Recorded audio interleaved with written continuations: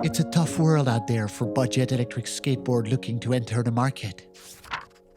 So many attempts, so few success. Hi, I'm actress and plastic surgery cautionary tale Renee Zellweger. If you or someone you love are entry-level electric skateboard fighting every day for market relevancy, please know this. You are not alone. What's that? What is this? A super long-range entry-level electric skateboard?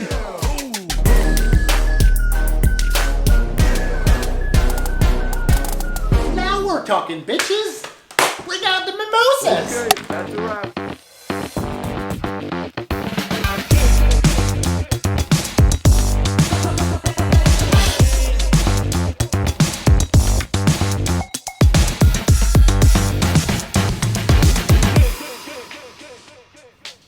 This video review is not sponsored by VokBoard nor any other company.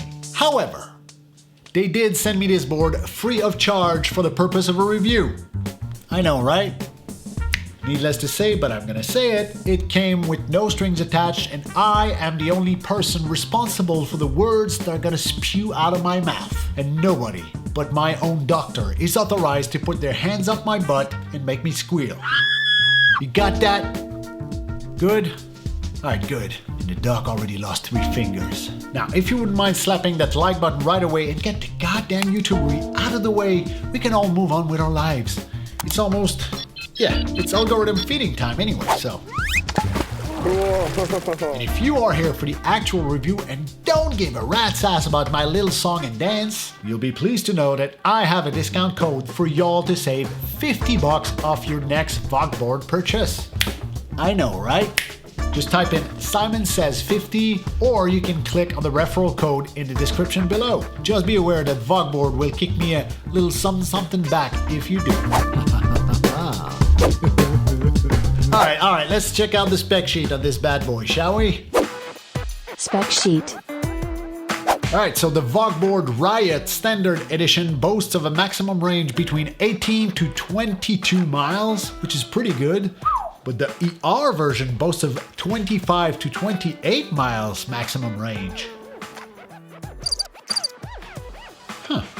It's got a 288 watt-hour battery with a 32 volt delivery. Whoa, but the ER version's got a 432 watt-hours with a 42 volt delivery.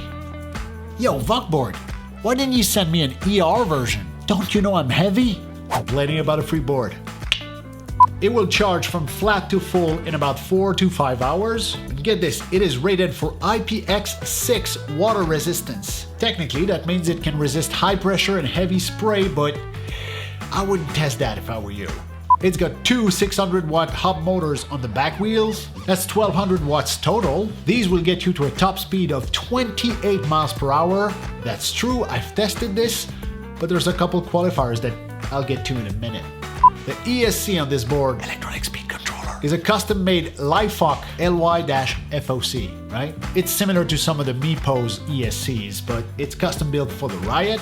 The trucks on these boards are 2 reverse kingpin trucks, classic longboard stuff, nothing wrong with that. The wheels are 90mm polyurethane in a 78A durometer, which means they're on the softer side, but I think that's good for a longboard. And we finish strong with a 7-layer Canadian maple deck with 1 layer of bamboo in there for some agility. It's a pretty solid deck, not a lot of flex to it, but then again, if you're going for range, I would argue that this is what you want. Obviously, these numbers were not obtained by a rider of my size and girth, nor was it tested in a city built atop a hill like Quebec City is. All this to say, me and my city are probably the single worst test case scenario for this particular board, but rest assured, whatever numbers I get to, yours are guaranteed to be better, and my numbers are not even that bad either. Aesthetics. The underside of this board is a simple 3-color asymmetric design that evokes some comic bookish undertones, I feel. I like the bright orange. In a world full of pastels, it pops hard and it lets everybody know that I am here and I exist, god damn it. I'm here And I exist, god damn it! I don't even know who you are. Really? Jerry Maguire? Guess I looked different back then. All in sharp contrast with the top deck, which is simple black grip tape with the VokBoard logo placed in the right spot for a pleasing composition. No ridiculous techie patterns, no stupid blinking LEDs. It's simple, it's clean, it's confident. I dig it. Plus, when seen from afar, this can look like any old regular ass longboard to the untrained policeman eye, which is a plus these days. I like how it looks.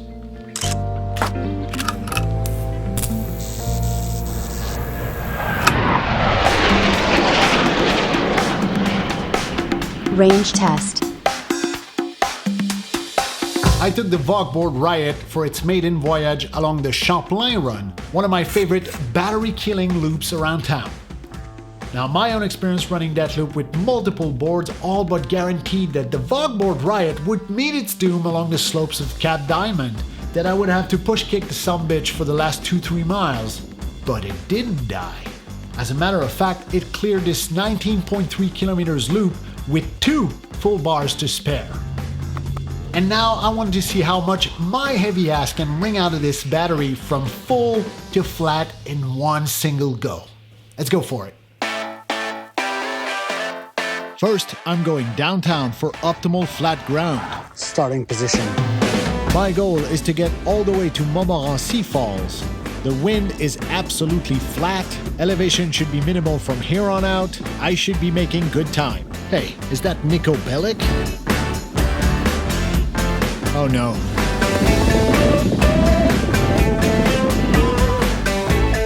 Well, that wasn't so bad. Ow. Oh boy. Alright, no problem. Ugh, this thing sucks, man. I hate this view.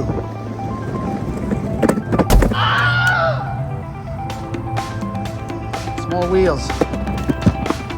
Stopping on a train track. What could possibly go wrong?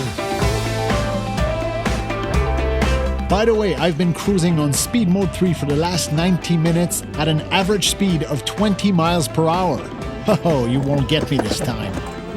Quite a bit of curve, so I'm not pulling all the way down on the thumb wheel, but whenever it's straight, 26 miles per hour, baby, as advertised. Here we go.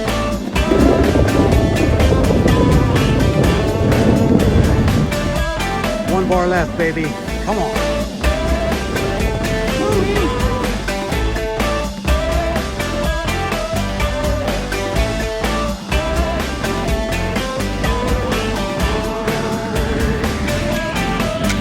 Oh yeah, that's it. She is done. Ladies and gentlemen, the numbers are in. I made it to 20.9 kilometers, which is a frog's air short of 13 miles, which is, no matter how you slice it, is well below the advertised 18 miles range. But again, heavy rider, fair bit of inclines, even though they're not very steep, but they're fairly long, so that plays into it. Hey, I'm working here. Still, very fun ride, very comfortable, no complaints on it. My recommendation, if you're gonna get one of those boards, don't be cheap, get the ER version.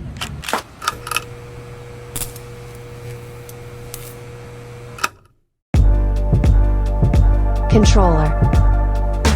The remote control is perfectly functional. It's pretty similar to Backfire in terms of shape, finger ring and all. Good amount of jimping on the thumb wheel, pretty good spring when you crank it and let it go. USB-C rechargeable, charging cable included, and the little screen gives you all the relevant info in real time, such as your current speed, your riding mode, your battery levels, your mileage, etc, etc, etc. Note that the button placement and screen location make this a right-hand bias remote. There doesn't seem to be any lefty options on VokBoard's website, so suck it lefties, I guess. But one little thing that this controller does not have is rumble feedback. I know, it's a small thing, not a deal breaker by any stretch, but man, I do enjoy a controller that gives me feedback without me having to stare at the screen, especially when going at 28 miles an hour. See? That could mean something. Constructive feedback. Room for improvement, you know?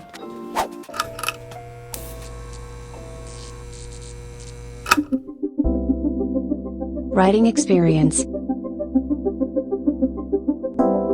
From a pure longboard point of view, I think the VokBoard Riot is pretty nimble straight out of the box. I did the entire Champlain run on the factory setting without tuning anything. It was carvy, it was responsive, and it rode super smooth. But as soon as you sprinkle a little bit of speed into the mix, you need to tighten things down quite a bit to make it safe. The deck is very comfortable, but it is very, very flat. There is no concave to speak of, therefore it's not very conducive to crazy carve sessions. But this puppy is made for long range, baby. And a solid maple flat deck makes total sense once you spend 2-3 hours riding this thing non-stop. No foot fatigue, no weird hotspots. The wheels are pretty much standard longboard street fare. They work great on flat asphalt and dry conditions, but they're not meant to work in loose sand, gravel, and mud, so don't bother trying. And don't go riding into the rain with this. Just don't. Water and lithium don't go well together. And that's just something you don't have to find out for yourself. As my great-grandfather used to say, keep your powder dry and your lithium batteries drier. All in all, the board is fluid, comfortable, yet very nimble. I like how it rides.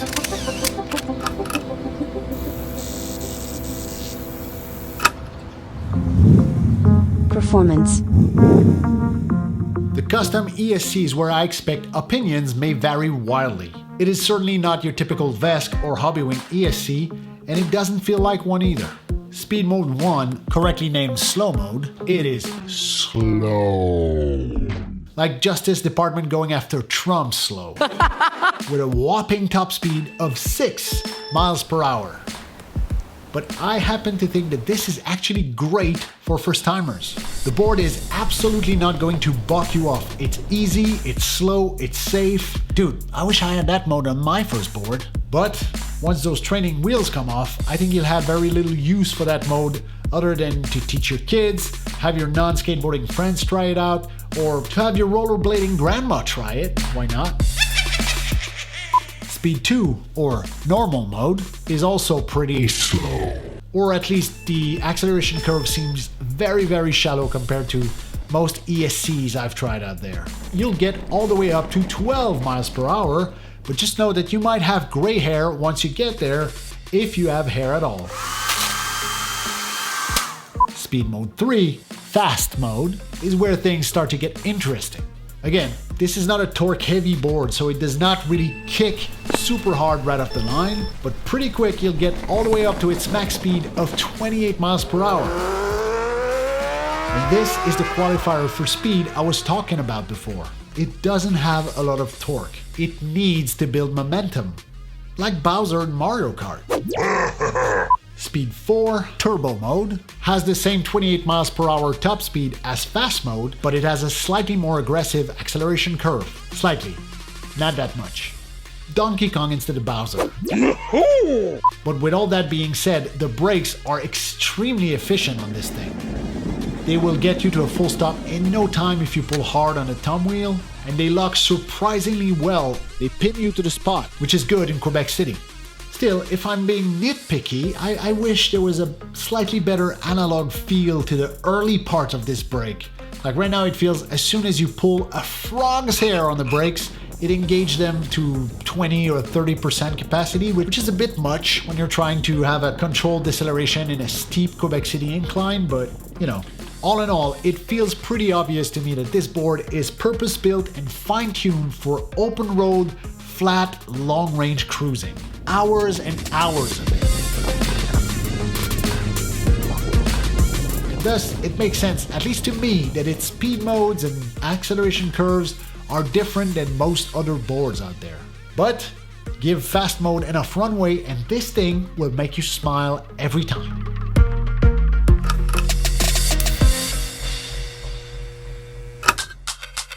Hill climbing. The VokBoard Riot has spent all of its RPG skill points into the long range and to the top speed, which leaves very little for torquing its way up a steep incline. Speed mode 3. This, in my opinion, is the VokBoard Riot's most significant flaw. And by using the word flaw, I actually mean that it gets its ass handed to it by the most modest of Quebec City inclines. Now I realize I'm probably heavier than most of you riders out there, but I am still way below this board's advertised weight limit of 120 kilos, and still it quits on me repeatedly on the most modest of hills. Even on a full charge. It's not the battery, it's the motors. It just cannot muster enough torque to get me up there. Hit the treadmill, fatso. Who said that? Careful, he's sensitive about his weight. Why bring it up, then? Soundcloud got a stick. Shut your damn mouth or I'm getting that GT. Acknowledge. Yeah, that's what I thought. If you live in Holland or Saskatchewan or Shanghai, hi Dequan, this could very well be the most interesting entry-level board that your money could buy. But if you live in San Francisco, Switzerland or Quebec City, good speed, great range, no torque.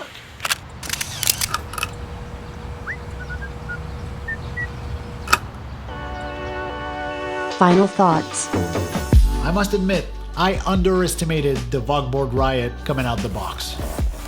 I mean, VokBoard is a newcomer to a busy market, they have yet no track record to speak of, and so far as I can tell, I am one of the first human beings to put their grubby hands on this actual board. I mean, of course I had my doubts. And yet, I walk away from this review feeling impressed by its long-range capacity and quality build. Starting at $649, it's a budget entry-level board to be sure, and it struggles mightily in the inclines of Quebec City, but then again, so does every other entry-level board I have ever tested, even the otherwise impressive Backfire G3. At the end of the day, the VokBoard Riot does deliver plenty on its long-range capacity and top speeds, especially if you get the ER version. It is well put together, it looks pretty darn good, and to all the flatlanders out there, this is a fantastic board for y'all. Mountain people, beware.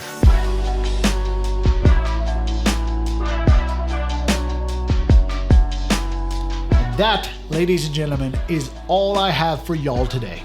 Ride with caution, don't forget to tip your waiter on the way out, and save yourself $50 on a brand new VokBoard by using my promo code at checkout, SimonSays50, or click on the referral link in the description below. Thanks for watching, you are beautiful as you are, and stay away from plastic surgery.